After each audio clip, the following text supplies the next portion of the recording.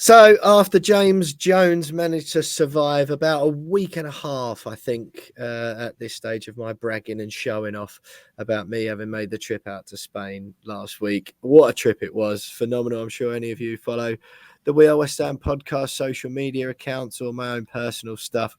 Could tell exactly how fizzing I was. Jonesy, bless him, getting soaked and freezing cold up in Scotland. Enjoyed himself nonetheless, but I could tell there was a little bit of envy in everything that was going on. But I'm delighted to say, a little bit of a different podcast this week. Obviously, a two-legged tie. Joining us for the first time is James Dowden, colleague of the fantastic Dan McGuinness, who came on last week, an employee of Sevilla FC in their social media team, watches each and every single game, was at the game on Thursday, had a couple of beers with him, actually, just off the Plaza de España in Seville last week. Wonderful evening was had by all. James, brilliant to have you on the podcast. Thanks so much for joining us.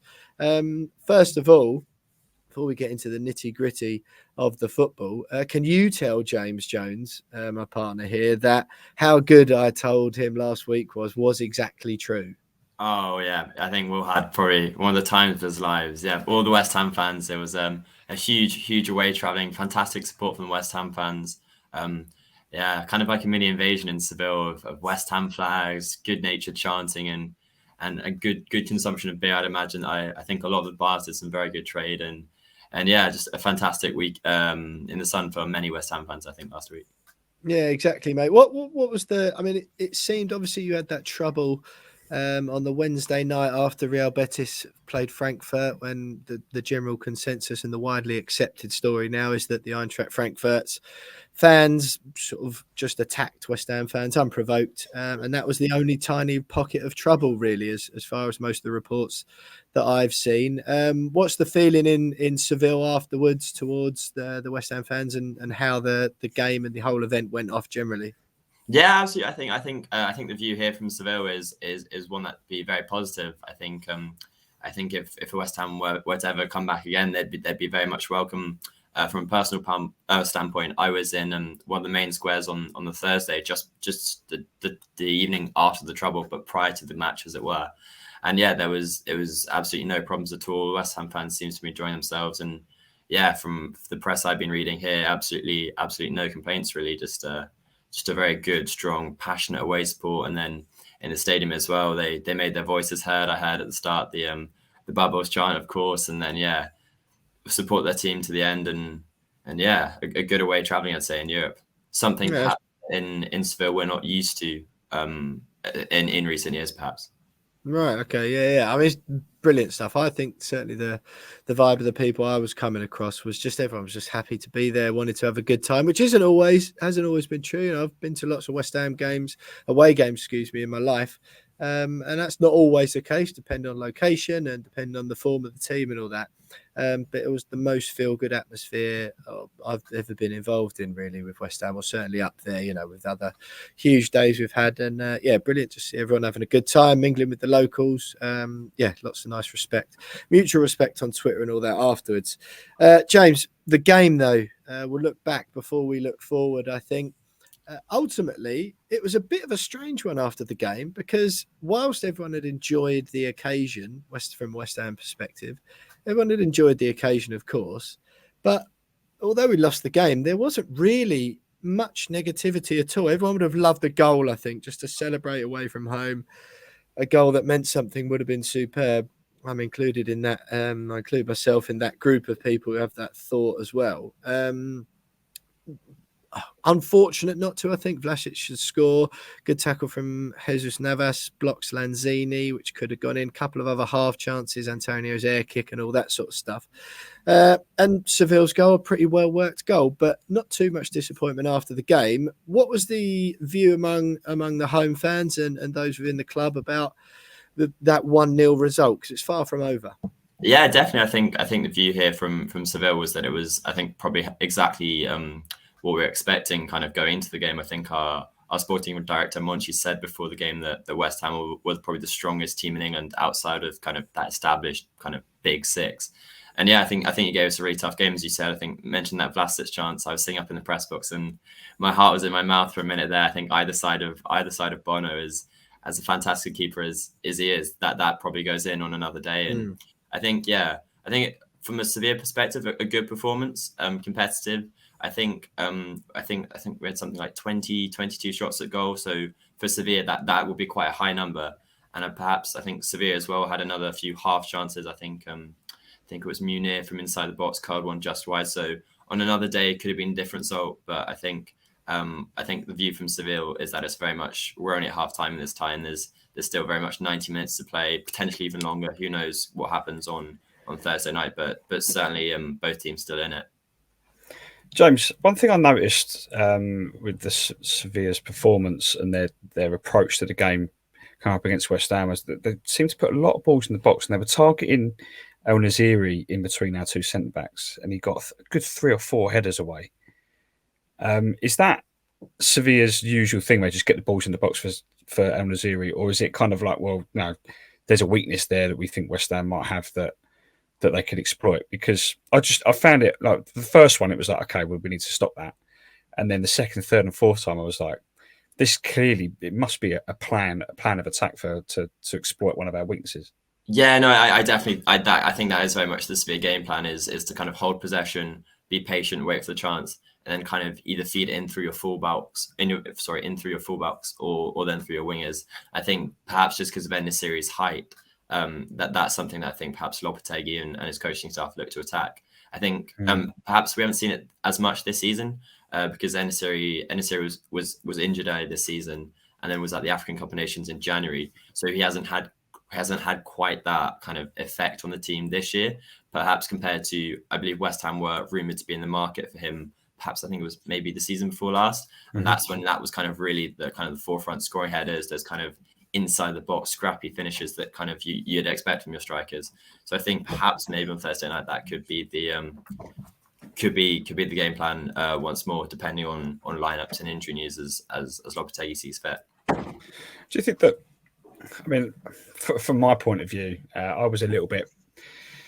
Obviously, the words from Monchi, the kind words saying, that he felt West Ham were quite strong before the game, and that kind of gave me a little bit of a confidence boost, kind of massaged my ego personally as a West Ham fan. But I was actually pleasantly surprised with how narrow the game was in the end. I wasn't expecting us to get turned over by Seville.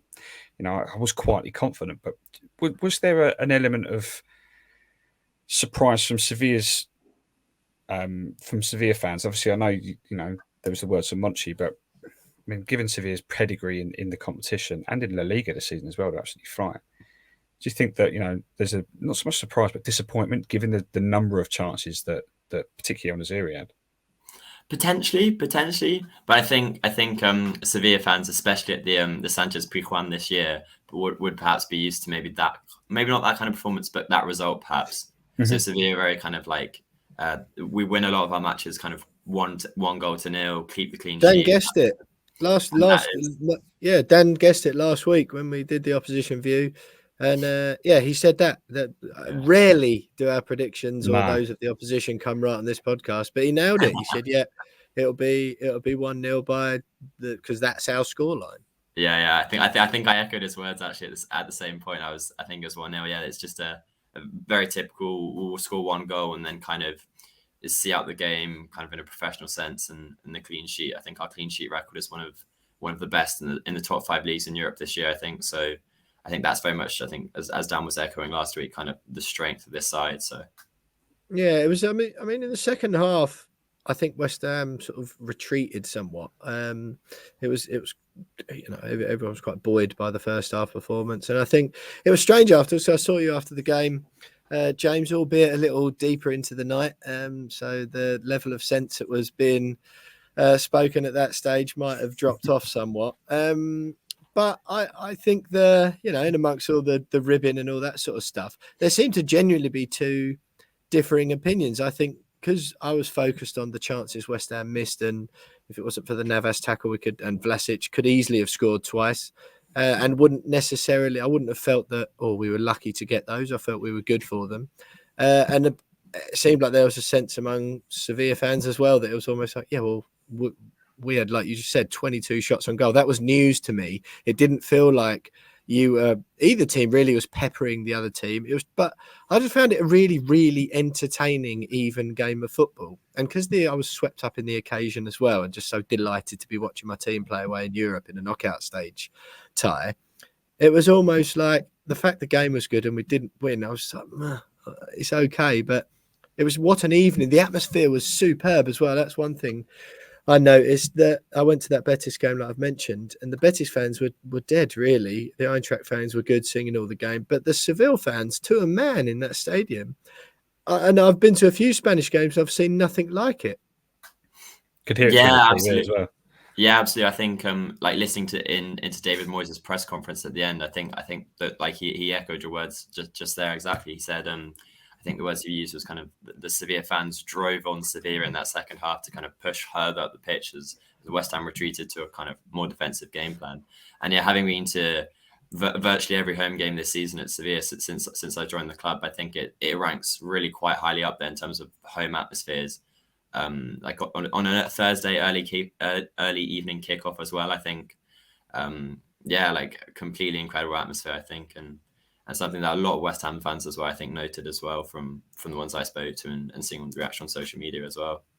Yeah, for sure. I mean, this might not be a popular view or whatever, but I think in the rest of the stadium, I think they were sort of drowned out, if you like. There was obviously that passion, but it was non-stop. I was very impressed. James, you're to look forward. Jonesy, sorry, mate. Before we move on to the game this Thursday, any other lasting thoughts on Thursday's game in particular? Because your spotting of En-Nesyri getting in between the defenders, again, my ability to do any sort of tactical analysis might have been hampered somewhat by the fact that by the time the game kicked off, I'd had a beer or 10. No, I think you're right. I mean, I didn't realise that Sevilla had as many chances as the 22 shots on goal. Certainly didn't feel that way. Nothing other than the fact that we did drop deep late in as the game went on. I think we were quite happy to leave it at 1-0 in the end, I think, and take something back to another stage. It didn't feel too panicked though, did it? No, and I think we tried going forward once or twice in the final stages, but by then I think we'd run out of energy a little bit. Yeah. But Noble comes on, you know that you're happy with a 1-0 defeat. Yeah. The one thing that I keep thinking about is I think it was the first half, and I can't remember who played him the ball, but the cross ball over to Creswell, and he controls it and then applauds whoever gave the pass. And Ben Johnson. And we're just sort of like, mate, what are you doing? Like, just get on with the game. Yeah, it's not 5-a-side game. Like, what are you doing? Like, this is the Europa League last 16 knockout stage. You can't be doing that. Clapping his mate. Yeah. Meanwhile, he's getting shut down. Yeah, it's just like that. Just sort of the guys I watched it with. We kind of all just looked at each other with like wide-eyed, like, what was that for? What are you doing? What are you doing? Yeah. Other than that, I think I'm quite happy with the result. You've got to be, really, haven't you? Yeah, definitely, mate. Especially with the no away goal thing as well. It doesn't really matter. James, that we're about to move on to. Then you're travelling over with the team on Thursday for that game, as far as I understand. Am I right? I'm actually flying of my own volition. I'm flying via Bristol to see a few friends, and then into London fair enough. on Thursday. So But you'll be there for the game, yeah. Yeah, I'll be there for the game, Yeah, great stuff. So you'll be coming over for that second leg. What's the feeling in Spain ahead of that? Because I think focus this side of the water has been very much about the players West Ham have got coming back. There's a hope for Jared Bowen. I'm not so sure about that myself at this stage. There's a hope that he'll be coming back to just give us that extra bit of impetus. What condition he'll be in if he can return, no one really knows. But even if it's just on the bench, he'll be a good player to have back. But as far as Seville go, the few injuries, no Rakitic last week. Dan was totally right what he said about Diego Carlos as centre back. I was really impressed with him. But you had a few players out, Lamela, I think, and one or two others are likely to come back this week, are they? So I think the view from this side of the pond is that as has kind of been the case for a lot of this season, it's kind of been the story of Sevilla. It's the players out and kind of who's available really this week. So I think in terms of this week, the squad list was released just this afternoon actually. So Marcos Acuna, who is he's our Argentinian fullback, we had a game at the weekend against Rayo Vallecano up in Madrid. And that was a 1-1 draw. Actually quite a disappointing result for Sevilla, but one that perhaps in terms of results that we've had lately, perhaps kind of typical. We've drawn a lot of our away matches, I think, this season since the turn of the year. And Acuna went off in that game injured, and we had to bring one of our academy players on. So there might be a kind of reshuffle in defence, perhaps. And also from the first leg in Seville against West Ham, Lucas Ocampos picked up a booking. And due to the booking laws, he's now suspended for the second leg. So there's a couple of injuries, couple of suspensions. I think Diego Carlos might be out again as well. So I think you'll see a shifted backline for Seville this season. Just on Ocampos, because I was actually quite impressed with him. I thought he was quite lively. That's quite a big loss for Sevilla, isn't it? Yeah, I think so. I think he started off this season quite slowly, perhaps, but then he got to, I'd say, kind of November, December time last year, and he kind of came into life, as he were, started playing really well. I think he went on a runway of scoring some good goals and assists, and yeah, that'll be a huge loss up top for Sevilla. He's one of our better attacking players, Argentine international. Yeah, I think that would be a big loss for Sevilla. Is there any returning? So those who missed out, the Rakitic and Lamela, particularly the names that will be known to Premier League fans, are they on the way back? So Lamela is not registered for the Europa League this season due to his injury. But someone that Premier League fans may know is Fernando. So ex-Manchester City holding midfielder. He returns from injury, which is a huge positive because I think heading into last week there was no recognised defensive midfielder player available for Sevilla. So his return to this side is a huge boost. He often plays as a defensive midfielder, but perhaps in terms of with our backline and our injuries, has slotted in on centre back on occasion. So it'll be interesting to see where he plays. But he's a very strong player, experienced, and a real leader on the pitch as well. And then perhaps as well, we've got Montiel coming back. He was injured for the first leg, Argentinian fullback, who as has been the case for a lot of this season with Sevilla, he'd actually been covering for Jesus Navas at right back, who'd been injured for large parts and had really impressed here in Spain from Sevilla. He'd really stepped up to the plate. So as injuries come in, new players come in, and I think Lopetegui is just hoping that he can get a fit, strong 11 out on that pitch for Thursday night. So how does he approach this one then? See, you come into London with a goal advantage in what I think everyone's expecting to be a pretty big atmosphere. I think it will I am especially expecting it to be the best atmosphere we've had since we've moved there. We've had a few of those. You love that phrase, don't you? We've had a few of those this season. Will disagrees, but we've had a few. But I genuinely think the London Stadium is going to be absolutely rocking because we're still in the tie. It's our biggest game, I would say, since the 2006 FA Cup final. It's absolutely massive for West Ham. How do you think Sevilla are going to approach this? Because it's a one goal lead going into a second leg away isn't safe by any means, is it? Yeah, no, I absolutely agree, and I think what's perhaps really interesting, especially this season as well, is there's no away goal. So even if Sevilla were to score, like West Ham could still score 2 and take extra time. So there's not that perhaps added in need or necessity to score that third goal. So I think that's interesting coming into it. The away goal, see how Sevilla play. I'd imagine Sevilla will try and play on the front foot, perhaps try and dominate possession, kind of play their usual game, and then try to carve out a chance maybe across into the box might be it. But we'll be very aware of the threat for West Ham. I think seeing Declan Rice last week on the pitch in the flesh was for the first time seeing him in playing in full 90 was really impressive to see him in the flesh. And I think that West Ham have a lot of players that can hurt and cause any side, including Sevilla, problems on their day. Yeah, I certainly don't think, because I was genuinely in the back of my mind thought last week before the game, not really knowing the gulf or if any existed between the teams, that it could easily be a 3-0 defeat for West Ham and tie over. The fact it's not is absolutely superb.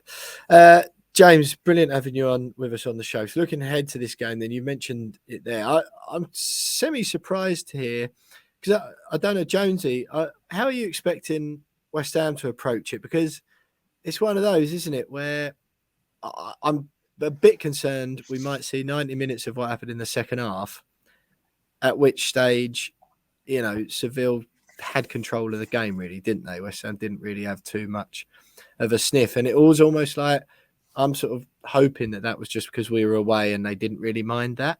And the home crowd obviously is going to help them to do that as well. But Jonesy, I can't really put my finger on how Moyes is going to approach it. I think they'll come out quick. Well, they'll try to anyway. I think there'll be a want to try and get that equaliser for the whole tie. That is, get the first goal as early as possible, because the longer it goes without us scoring, if it stays 0-0, it's going to get tense in that ground, and I don't think that's going to work in our favour a little bit. That work in Sevilla's favour if it starts getting a little bit tense in there. So I really think he's going to come. They're going to go for it in the first 15, 20 minutes at least, to try and get an early goal, and then they boost the stadium. That makes me nervous. Yeah, I know. I mean, it could huge backfire. gap to the back. Craig Dawson scampering back to try and keep up with someone whose legs work. Or you play it conservative for the first hour or so, and then hope you're still in the game by then, and then go for a sucker punch in the last half an hour. But I think that makes me nervous as well. Yeah, exactly. I mean, I'm just nervous. There's no perfect way to approach it, is it? I mean, at the end of the day, we have to score at least once to have any chance of going through. So you kind of got to go for it, and I think that's what Moyes would do: try and get that early goal, and then give the stadium a boost. Yeah, fair enough, mate. Fair enough. James, what is your sort of last thoughts before we get a score prediction off of you ahead of Thursday? Then are you feeling confident from it? What's the feeling among your own feeling and that among Sevilla fans? I think we'll progress. I think we'll progress, and I think perhaps heading to this game with the lead, I think we're probably favourites to progress, and given our history in the competition as well.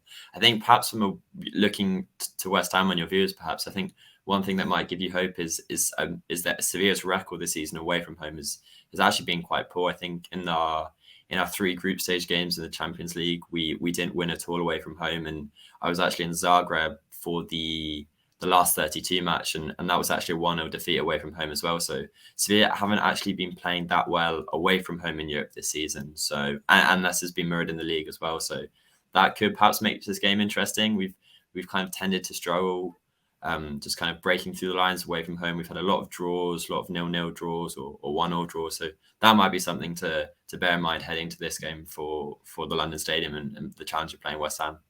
There we go. He's giving us hope after all. 2-0 Sevilla win then. Yeah. Exactly. James, Dowden, just one thing that interests me, because Spanish fans typically don't travel particularly well. I know it's not part of Spanish culture to do away games as such. I know there's been among some Sevilla supporter groups I saw organising trips and all that, but I don't know in what sort of numbers. You had 3,000 West Ham fans officially in the away end. You'll have seen it yourself. The home end was littered with Hammers fans also. I suspect around 4 to 4.5 in the ground altogether, which made for a brilliant atmosphere. We were sat in a sort of neutral zone, if you like, and the fans nearby. Everyone was mixing really well. You know, it was a brilliant atmosphere.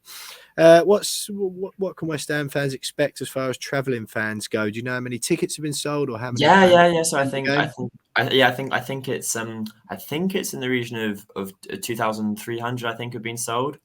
I think Sevilla received, off the top of my head, I think it was an allocation of around 3,000. Yeah, that's but right. then they sent back a few tickets. To have 2,300 Sevilla fans traveling is really good numbers. As you say, in Spanish football, it's really not common at all. It's really not common at all to have many traveling fans, even to games in Spain. Really, so to get 2,000, just a shade over 2,000 Sevilla fans in London for a Thursday night is fantastic support, really, and hopefully it'll bring a good noise. I think the ultras are traveling the Biris Norte, so I think it will make for a really good atmosphere. I assume they're the ones behind the goal that didn't stop bouncing all game. Yes, so they were the ones behind the goal from the first leg, who didn't stop bouncing for the full game, and they'll bring their flags, their chanting, and the scars for what should be a fantastic second leg. Brilliant. Yeah, what a spectacle it's going to be. Look, James, we really appreciate having you on. You and Dan giving us your time last week and this week, just ahead of a brilliant, really exciting time for West Ham fans as well. It's been great to come up against a club like Seville. It's great of you two guys to give us your time. We appreciate it this week. Just before we let you go then, we hope you enjoy yourself in London. I can't promise you as late of a night after the game as we had last Thursday. But yeah, it'd be great to hook up again. But football comes first. What's the score prediction from your side on the night, and then of course what that will mean on aggregate? I think it's going to be 1-1 on the night, which would then lead to a 2-1 Sevilla tight aggregate win, I think. There you go, mate. Jonesy, any thoughts? I'm going to say, I'd like to say we'll win it 1-0. And then it will go to extra time and God knows what else after that. I know. I don't know. But I think we'll take it the distance, and then whatever happens. I really can't call it. I'm struggling. I really am. Yeah, mate, I'm exactly the same. I can see extra time. I just, like you said, I think it's going to be absolutely bouncing in there. Like, you can't get a ticket for love nor money, which is rarely the case at London Stadium. Even for big Premier League games, really, you can always snag one somewhere. Yeah, exactly. But people literally, like, all the season ticket holders I know are going to a man. Everyone who sometimes goes to one or two wants tickets. There's not a ticket to be had, which, you know, like I say, is very rare for London Stadium. And when it's like that and people are chomping at the bit, it can be an absolute amazing arena to watch football in when everyone's pulling in the right direction. And it feels like that is going to happen on Thursday. I think if Seville get a go in the first 15 minutes, that's when I worry, because I think that's tie over then, because that'll kill the atmosphere dead. And as we saw, they were professional at seeing it out. But yeah, Jonesy, I reckon 2-1. I've got a horrible feeling we go 2-0 up and there's like party atmosphere and everyone thinks we're going to do it. And then Seville nick one back. Yeah, extra time. And then, you know, who knows what happens when it gets to that stage. But look, James, thanks again for joining us. James Dowden there, official employee of Sevilla FC in the game. Or in London for the game on Thursday. If we can catch up with you, great. If not, do enjoy it. Thanks for your time, you and Dan. And thanks for contributing on the podcast to make what's already an exciting time, bring it to life for those who listen to the We Are West Ham podcast.